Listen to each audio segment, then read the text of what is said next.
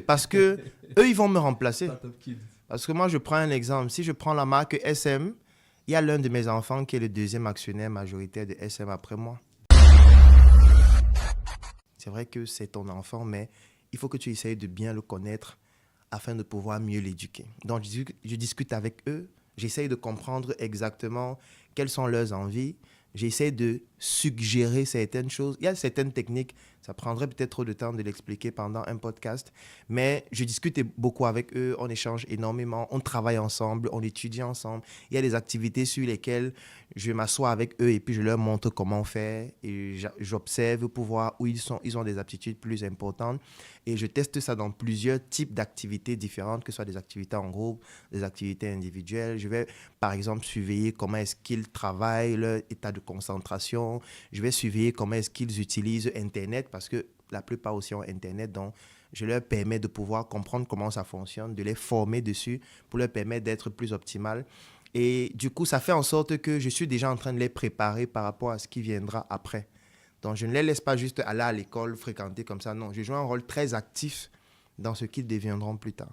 Wow. Et là, Oui. je pense que j'ai encore beaucoup de choses à apprendre parce qu'avec toutes tes activités, j'ai l'impression que les enfants ont un programme même qui fait partie même de la Startup Oui, Academy. bien sûr, parce que eux, ils vont me remplacer. Startup Kids. Parce que moi, je prends un exemple. Si je prends la marque SM, il y a l'un de mes enfants qui est le deuxième actionnaire majoritaire de SM après moi. Déjà. Bien sûr.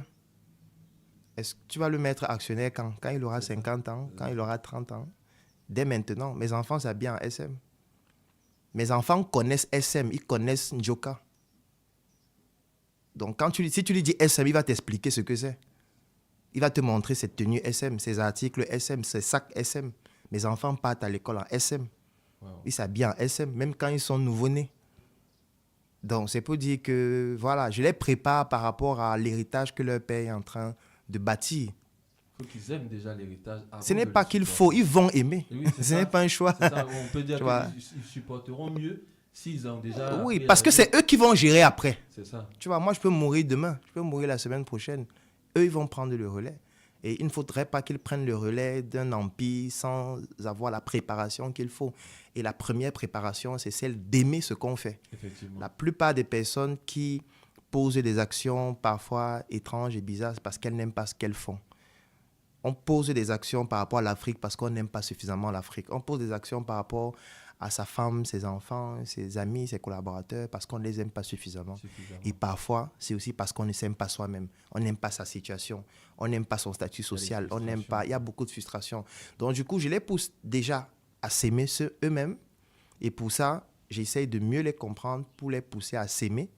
Et maintenant, je les pousse à pouvoir comprendre l'environnement dans lequel ils sont, de connaître ce que leur père est en train de faire, afin de pouvoir aimer cela pour pouvoir plus tard optimiser, améliorer et me remplacer.